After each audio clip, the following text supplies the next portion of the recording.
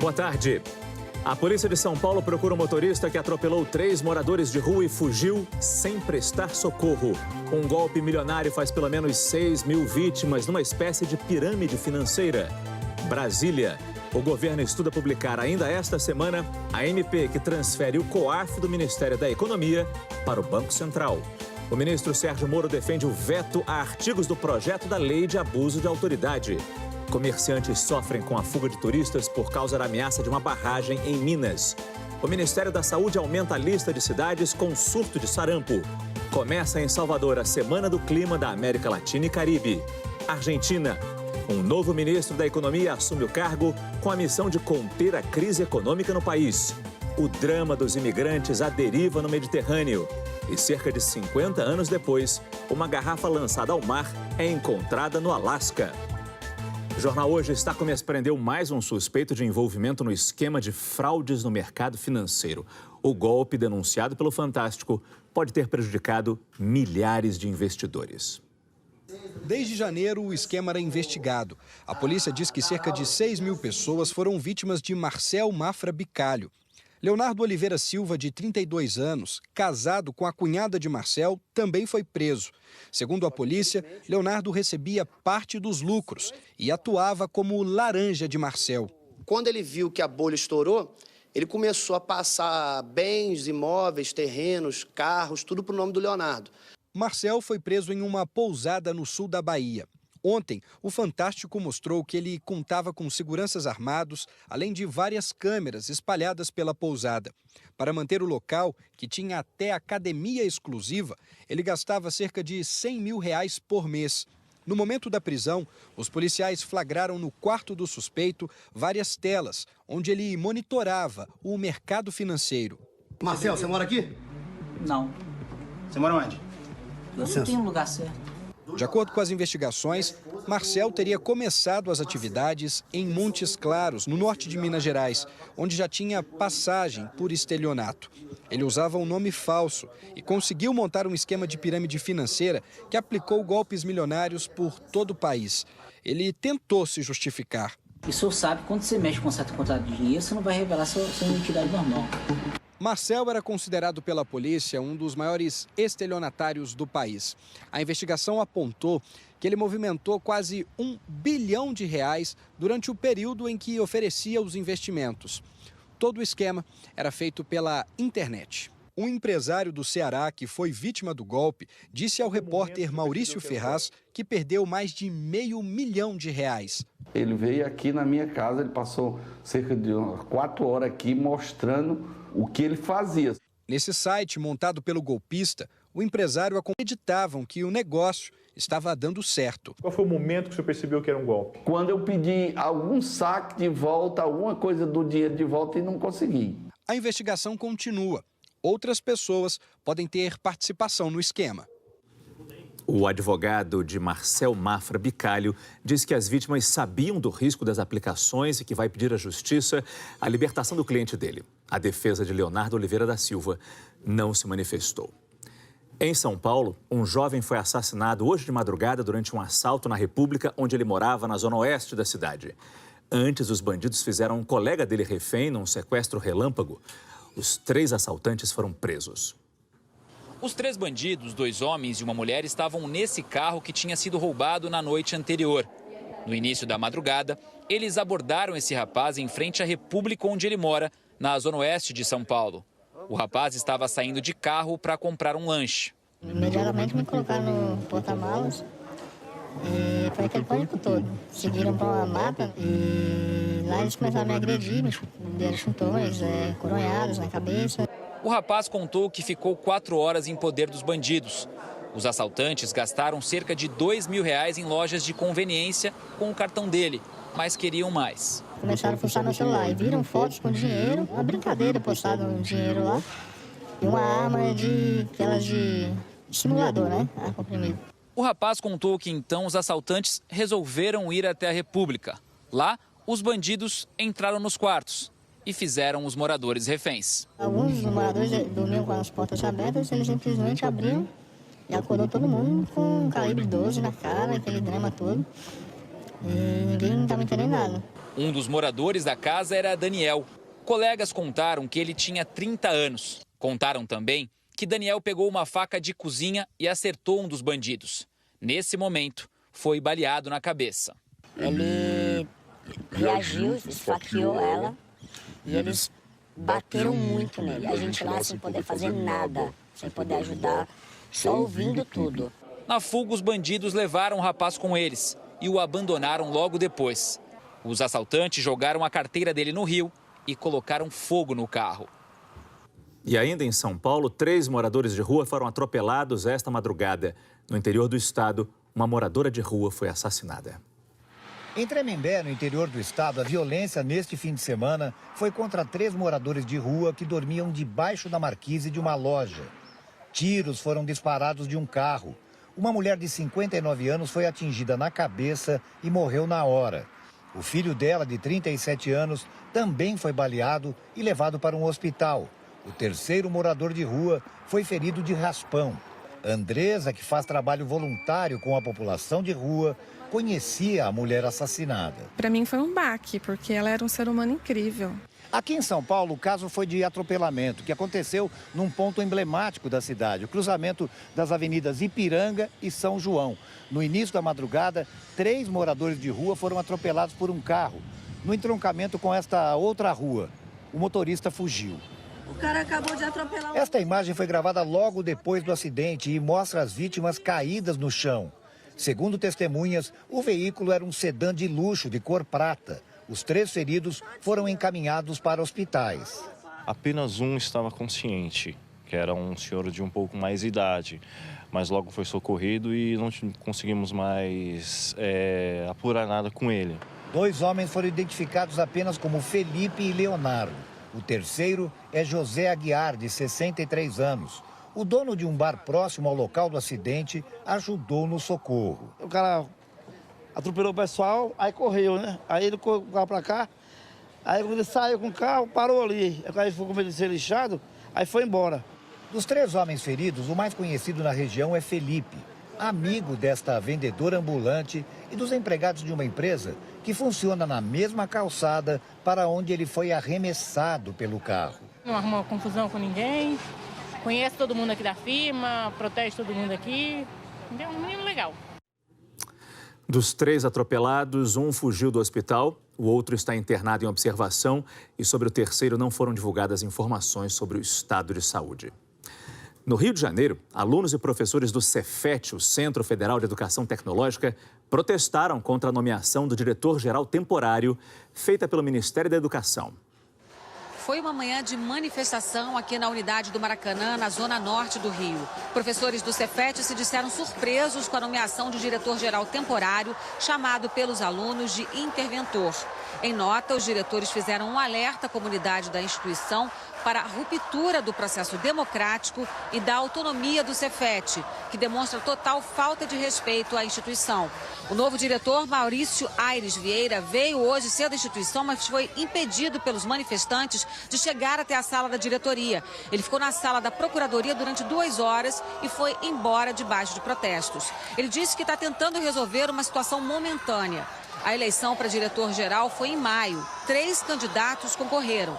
E a diferença entre o primeiro e o segundo colocados foi de 40 votos. O segundo colocado entrou com recurso no MEC, alegando fraude no processo eleitoral. O Ministério da Educação disse que a eleição do Cefet está sob análise administrativa e que, por isso, até que seja concluída, foi designado o diretor-geral temporário para a continuidade das atividades. O Ministério da Saúde incluiu mais 3 cidades do interior de São Paulo na lista dos municípios com surto de sarampo no país. Itu começou a semana com campanha de vacinação contra o sarampo nos 16 postos de saúde. A cidade tem 2 casos confirmados e 14 suspeitos. Além de Itu, os municípios de Capela do Alto e Votorantim, também no interior de São Paulo, foram incluídos pelo Ministério da Saúde na lista das cidades com surto. Em Sorocaba, a campanha começou no mês passado. Por isso, o primeiro compromisso da semana para Suelen foi tomar a vacina. Ela tem 28 anos e está com medo do surto da doença. Valeu a pena. Temos que ficar bem prevenido para não acontecer nada, né? O município de Sorocaba registrou 12 casos de sarampo este ano e está na lista das 49 cidades do estado de São Paulo com surto da doença em todo o país.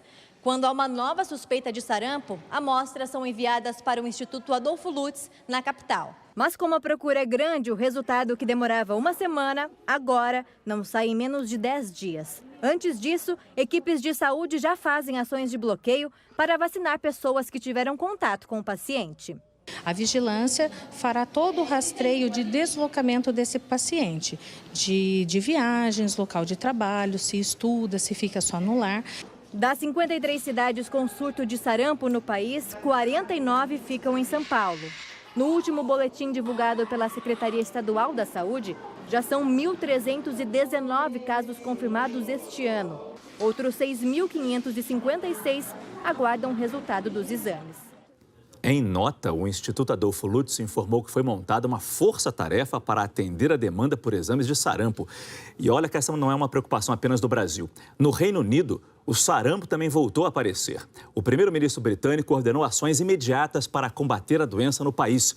Por isso, vamos conversar ao vivo com o repórter Rodrigo Carvalho, que tem as informações direto de Londres. Boa tarde, Rodrigo. Boa tarde, Márcio. Boa tarde a todos. O primeiro-ministro britânico disse que as pessoas têm que ignorar essas bobagens da internet e se vacinar. O apelo veio depois que o Reino Unido perdeu o status da Organização Mundial da Saúde de região livre do sarampo. Só no primeiro trimestre desse ano, 231 pessoas tiveram a doença. Boris Johnson cobrou responsabilidade das empresas que comandam as redes sociais. O primeiro-ministro, que chegou a ser formalmente acusado de espalhar informação falsa na campanha do Brexit em 2016, pede agora ajuda para espalhar a informação certa sobre a vacina contra sarampo, cachumba e rubéola. Boris Johnson orientou os postos de saúde a fazerem um trabalho de base, alertando para os riscos. O governo britânico diz que hoje 87% das crianças da Inglaterra tomaram as 2 doses da vacina, como é recomendado. A meta é chegar a 95%. No início do ano, a OMS incluiu a resistência em tomar vacina como uma das 10 maiores ameaças à saúde em 2019. E lembrou que a vacinação consegue evitar hoje entre 2 e 3 milhões de mortes por ano, Márcio. Muito obrigado, Rodrigo. Continuando no noticiário internacional, o presidente da Argentina, Maurício Macri, anunciou um novo ministro da Fazenda para o país.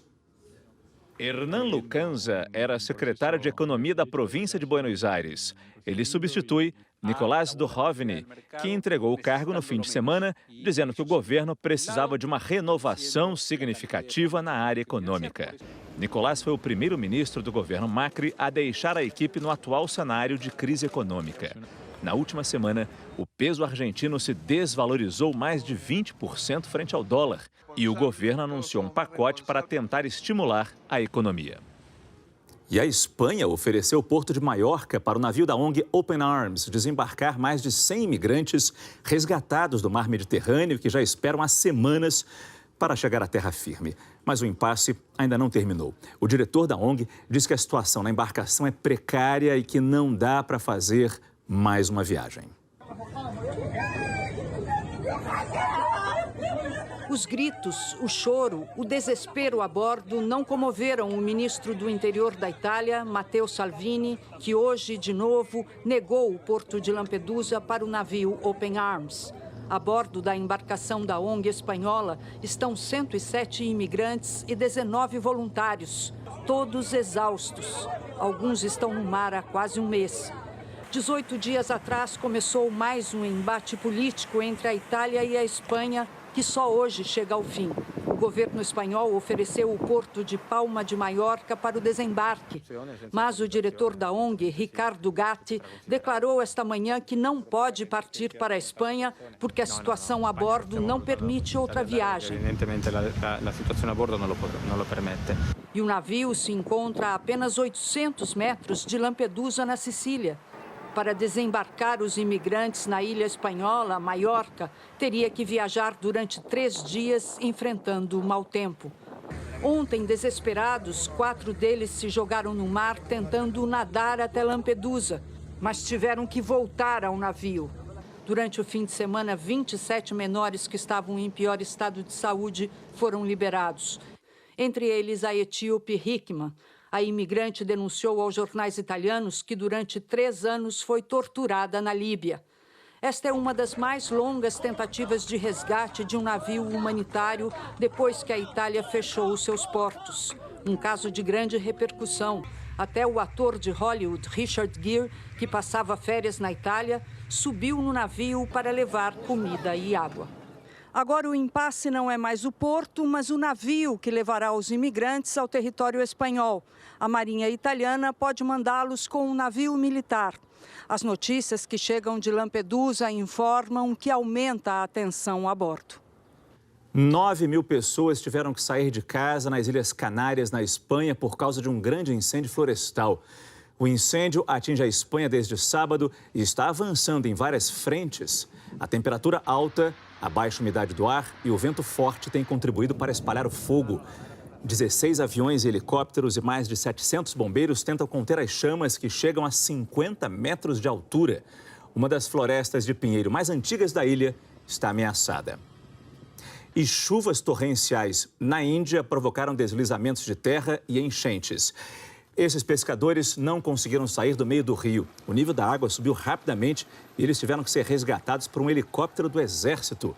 Estradas foram destruídas no norte do país. Houve queda de barreira e a correnteza ameaça casas. O número de mortos por causa da temporada de chuvas na Índia, que começou em junho, já chega a 244. Voltando aqui para o Brasil, vamos saber como é que vai ser o tempo agora à tarde, falar ao vivo com o Thiago Scheuer. Thiago, boa tarde. O tempo virou e no sul e sudeste está até fazendo um friozinho. Friozinho? Está bem frio aqui em São Paulo também. Boa tarde para você, Márcio, para você em casa também, né? Uma frente fria começou a viagem ontem pelo sul e foi exatamente isso, né? Que deixou tudo virado em boa parte aqui também do sul do Brasil. Scheuer, desculpa, o seu microfone está com algum problema. Ok. O pessoal de casa não está conseguindo te escutar. Ok. Então a gente vai chamar uma outra reportagem e daqui a pouco a gente volta com você. Ok. Porque começou hoje em Salvador a Semana do Clima da América Latina e Caribe. Esse é um dos eventos regionais organizados pela ONU para discutir as mudanças no clima do planeta. A gente vai conversar ao vivo com o repórter Mauro Anchieta, que tem as informações direto de Salvador. Boa tarde, Mauro. Boa tarde, Márcio. Boa tarde a todos. Até sexta-feira, 5.000 pessoas devem participar dos debates por aqui. São representantes de 26 países discutindo as preocupações mundiais, entre elas o aquecimento global. O evento iniciou com uma palestra do climatologista Carlos Nobre, que falou sobre os efeitos do desmatamento, apontado como uma das maiores causas do efeito estufa. Nenhuma autoridade do governo federal participou da abertura. O Brasil era forte candidato a sediar a COP25, mas o governo federal retirou a candidatura, alegando restrições no orçamento. O ministro do Meio Ambiente, Ricardo Salles, chegou a anunciar o cancelamento desse encontro aqui em Salvador, dizendo que não fazia sentido sediar um evento preparatório para uma conferência que não seria mais realizada no Brasil. Depois, voltou atrás. O ministro deve participar da Semana do Clima nesta quarta-feira. Até o fim da semana, será redigido um documento único para ser levado à COP25. Que será em dezembro, no Chile. Márcio. Muito obrigado, Mauro. Mais de 5.000 projetos sociais já foram apoiados pelo Criança Esperança, uma parceria da Globo com a Unesco. Hoje você vai conhecer uma iniciativa em Belém do Pará. Convivência onde desde cedo se aprende que é possível superar barreiras. Numa região onde tudo parece jogar contra. O Lar Fabiano de Cristo fica no Guamá, um dos bairros mais carentes e violentos de Belém. Atende mais de 200 crianças e adolescentes que têm aulas sobre saúde e meio ambiente, praticam esportes e participam de oficinas de arte e de comunicação. E não deixem água parada em garrafas e pneus por causa da dengue, muito perigoso. Me ajuda aqui no Lar Fabiano a forma de comunicação, a me expressar, porque quando eu entrei aqui eu era bastante tímido. E isso me fez, me soltar mais. As famílias também são convidadas a trocar experiências. Bom, o meu filho, ele ficava na rua. Depois que ele veio para cá, ele mudou totalmente. Muito, muito, muito mesmo. O Lar Fabiano de Cristo conseguiu o apoio do Criança Esperança com um projeto super criativo. Os voluntários organizaram uma espécie de cidade aqui dentro, onde todas as decisões sobre as atividades têm que passar pela avaliação das crianças, dos adolescentes e dos pais, que elegeram prefeito, secretários e vereadores. A ideia é promover a cidadania, discutir direitos, deveres, propor soluções para a comunidade sempre com a participação de todos. Uma das vereadoras mais atuantes é a Graziela, de 8 anos. Como os meninos não deixam a gente brincar com o ping-pong deles, a gente pode fazer um pra gente, criar um pra gente, porque eles estão sendo muito machistas. Durante a assembleia, ela também se manifestou contra o bullying. Vamos, em cada dia, cada sala, conversar com todas as crianças, até os jovens. E fala o que pra eles? Que é para eles terem muito cuidado com as palavras que eles falam, porque pode magoar uma criança. A gente trabalha muito a questão do respeito, da autonomia, do empoderamento e da responsabilidade. São valores que são a base, do projeto que a gente tem desenvolvido na casa hoje. Quem trouxe a boa notícia foi a atriz Dira Paz. Ela é uma das mobilizadoras da campanha deste ano.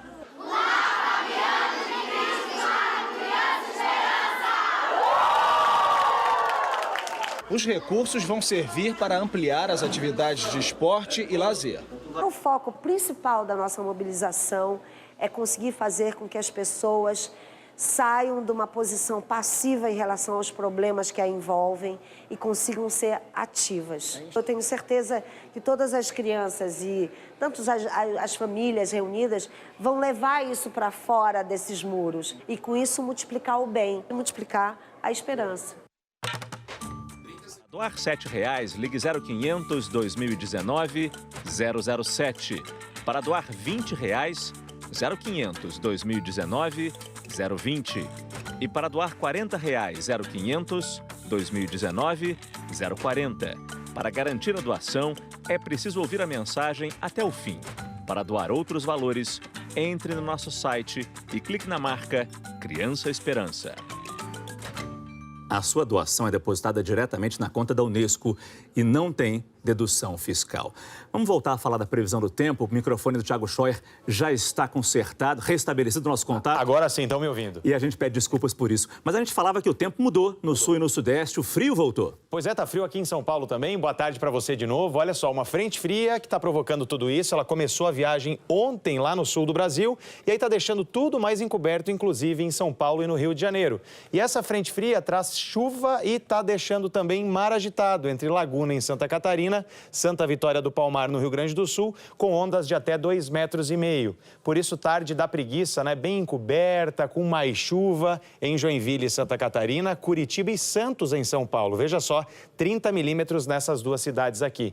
Enquanto isso, em São Paulo, a tarde começou com 18 graus, agora já está caindo e ladeira abaixo até a noite, quando deve chegar aos 15, prepare os cobertores. Já no Rio de Janeiro também vai ficar friozinho à noite, com 18 graus, e agora à tarde a máxima chega aos 27 e tem chuva por lá.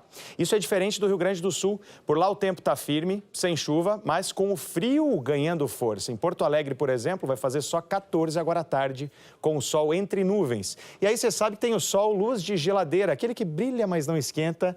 Lá no Rio Grande do Sul, São José dos Ausentes, Vacaria, Canela e Quaraí nessa condição. E também em Urubici, Santa Catarina, com 9 só de máxima agora à tarde, Márcio. Eu não conhecia a luz de geladeira.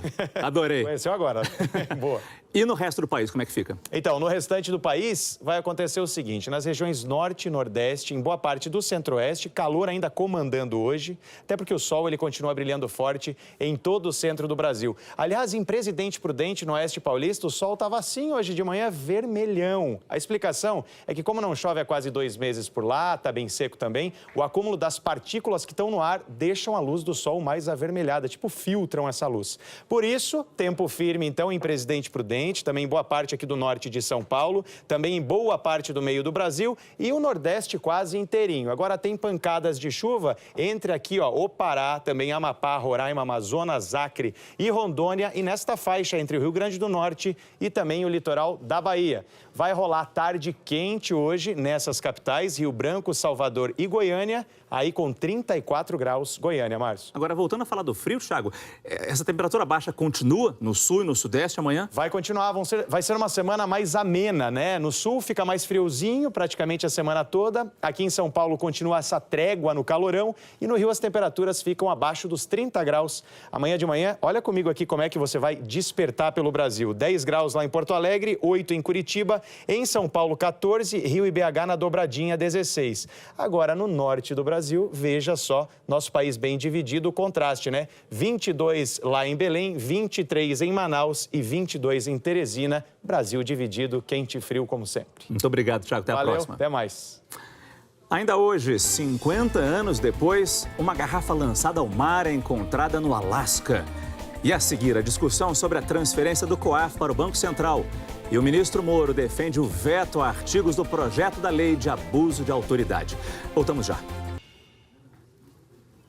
O governo espera concluir esta semana a transferência do COAF para o Banco Central. Com essa mudança, o comando e o nome do Conselho de Atividades Financeiras devem mudar. O texto da medida provisória já chegou ao Palácio do Planalto e está na Secretaria-Geral da Presidência. A MP tem o aval do ministro da Economia, Paulo Guedes, e do presidente do Banco Central, Roberto Campos Neto.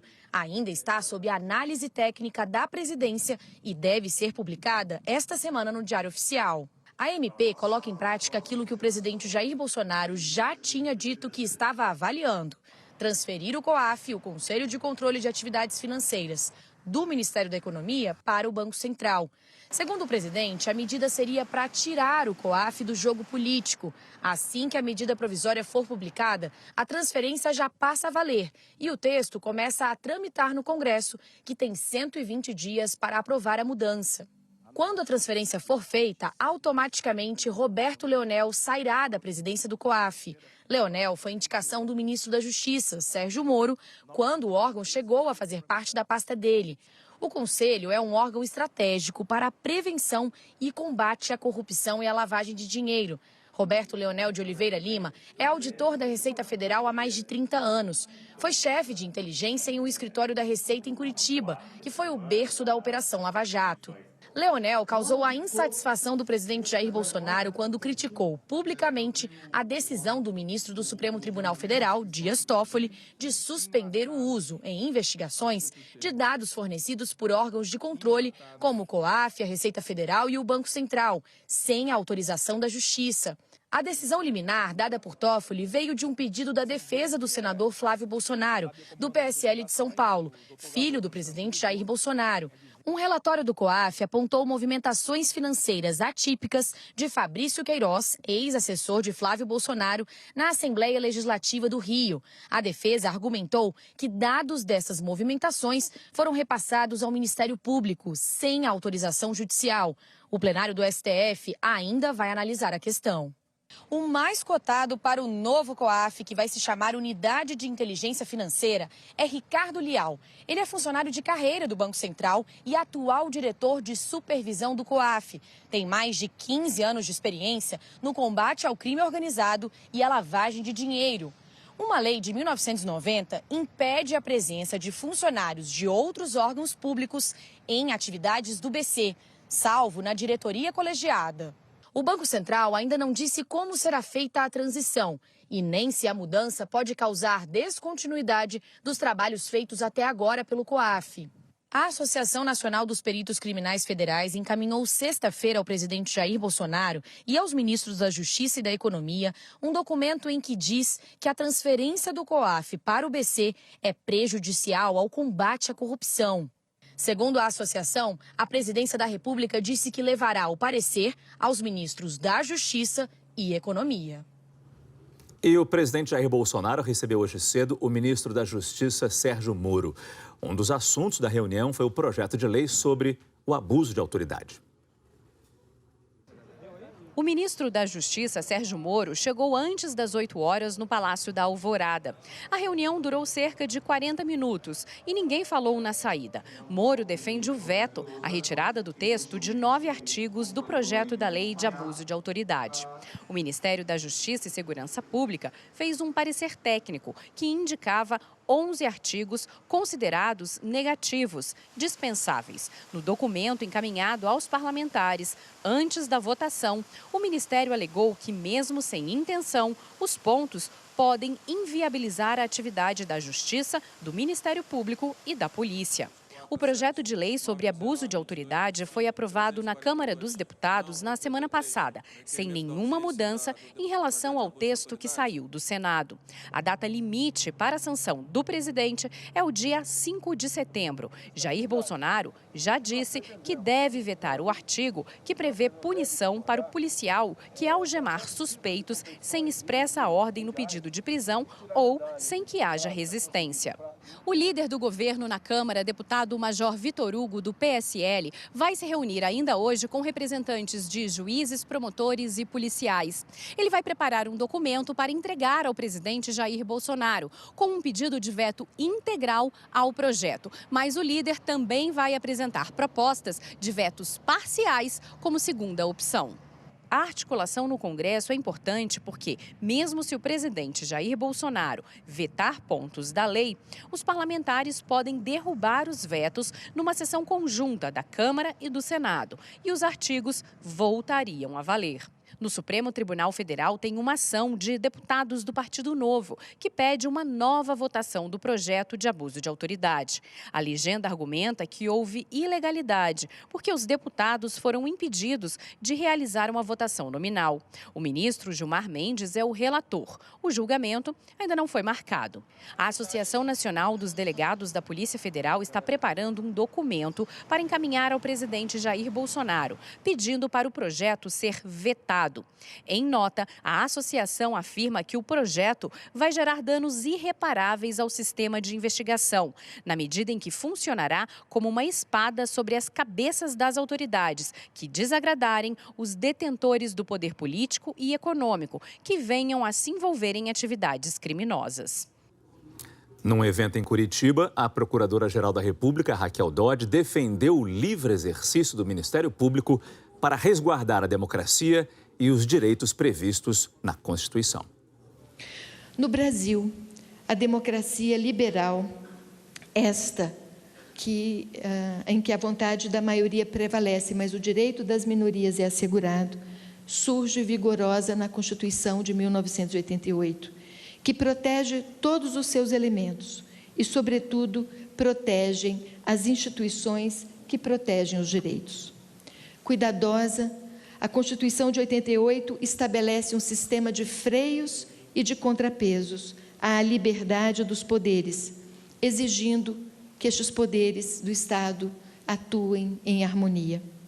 Também elege o Ministério Público como instituição responsável por acionar o sistema de freios e contrapesos e exige que o Ministério Público seja preservado em seu livre exercício. O Ministério Público não recebe o tratamento constitucional de poder na nossa Constituição, mas de instituição que deve ter livre exercício, exatamente porque lhe incumbe proteger o regime democrático, os direitos fundamentais, com instrumentos jurídicos adequados, delimitado em lei complementar. O relator do projeto sobre porte de armas, deputado Alexandre Leite, do Democratas de São Paulo, disse que o texto do projeto deve estar pronto para análise no plenário amanhã, plenário da Câmara. Assunto para Andréa Sadi, que está aqui com a gente no estúdio. Boa tarde, Andréa. Tudo bom, Márcio? Boa tarde a você. Boa tarde a todos. Esse projeto de lei é aquele que foi enviado pelo governo ao Congresso após o Senado derrubar algumas tentativas, por meio de decreto, de se ampliar o porte de armas. Aí o governo enviou esse projeto de lei em regime de urgência em junho, mas na semana passada retirou essa urgência. A urgência, ela elimina algumas etapas para a análise de um projeto de lei. Isso pode, inclusive, trancar a pauta da Câmara. Por isso, num acordo com Rodrigo Maia, o presidente Bolsonaro retirou essa urgência, mas com o compromisso de que a Câmara iria tocar este assunto com velocidade. Maia disse que sim, que esse assunto pode ser debatido amanhã no plenário e ser votado nesta semana, se não houver reação. Se houver polêmica, segundo Maia, a votação pode ficar para a semana que vem. O relator desse texto, que é o deputado Alexandre Leite, diz que aguarda algumas considerações do governo para evitar vetos nesse texto, mas que amanhã o relatório dele, o parecer dele, Márcio, estará pronto para o plenário. Assunto quente que levanta muitas discussões. Obrigado, Andréa. A seguir, Comerciantes sofrem com a fuga de turistas por causa da ameaça de uma barragem em Minas. E 50 anos depois, uma garrafa lançada ao mar é encontrada no Alasca. A gente volta já. A preocupação com as barragens continua. No distrito de Macacos, em Nova Lima, Minas Gerais, comerciantes sofrem com a falta de turistas depois que um laudo atestou a instabilidade de uma barragem próxima da região. Antes da placa de boas-vindas, uma outra lembra o risco de estar aqui.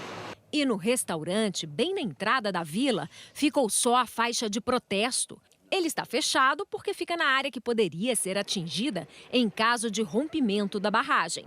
O Anderson era um dos garçons. A pessoa já chega com medo pensando que o negócio vai desabar a qualquer hora. A área onde está a mina Mar Azul da Vale está em obras. A mineradora diz que está fazendo contenção das barragens. Para o dono deste restaurante, isso também assusta o turista. Esse Sigpare, um monte de obra, caminhão descendo, subindo, o pessoal vai vir como? Né? Sem saber o que está para acontecer. Em fevereiro, a falta de um laudo atestando a estabilidade da mina fez a sirene soar pela primeira vez. 200 pessoas tiveram que deixar suas casas. Em março, outra sirene. O nível de risco passou de 2 para 3, o que indicava risco iminente de rompimento. 6 meses depois, as casas da vila, consideradas como parte da área de risco, permanecem vazias. 93 famílias ainda não podem voltar. Carlos teve que abrir a fábrica de balas artesanais em outro ponto do distrito. Sem turistas, as vendas despencaram. Eu fazia 24 quilos, 26 quilos, eu selava isso. Hoje eu faço 10 quilos, 8 quilos. Macacos fica a meia hora de Belo Horizonte, é um distrito com trilhas, cachoeiras. Aqui existem cerca de 50 pousadas. A maioria, como esta aqui, não está na área de risco. Segundo a Defesa Civil, este lugar não seria atingido no caso de um rompimento. Mesmo assim, os turistas estão tão raros por aqui que todos os funcionários foram dispensados. Ainda assim, o dono da pousada não desistiu de esperar os visitantes. Todo final de semana eu varro tudo, preparo tudo, deixo a piscina limpinha, tudo certinho. Mas assim, quando tem final de semana até que não vem ninguém. Então dá aquele desespero na gente, né? É sempre triste, mas fundamental lembrar. Em janeiro deste ano, 248 pessoas morreram no rompimento de uma barragem no município de Brumadinho. 22 continuam desaparecidas. E em 2015, uma outra barragem se rompeu, você deve lembrar, e desta vez no município de Mariana, quando 19 pessoas morreram. E para encerrar esta edição do Jornal Hoje, uma garrafa com uma mensagem de 50 anos atrás foi encontrada no Alasca. Tyler Ivanov encontrou a garrafa e fez um apelo nas redes sociais para que amigos o ajudassem a traduzir o texto. A carta foi escrita por um marinheiro russo em 20 de junho de 1969. Desejava saúde a quem a encontrasse e pedia que a pessoa respondesse para a tripulação do navio russo. Pois bem, a imprensa russa encontrou o autor da carta, que ficou emocionado com a descoberta. Hoje ele tem mais de 80 anos. O Jornal Hoje termina aqui. Você acompanha outras notícias no Jornal Nacional. Tenham todos uma boa tarde e até amanhã.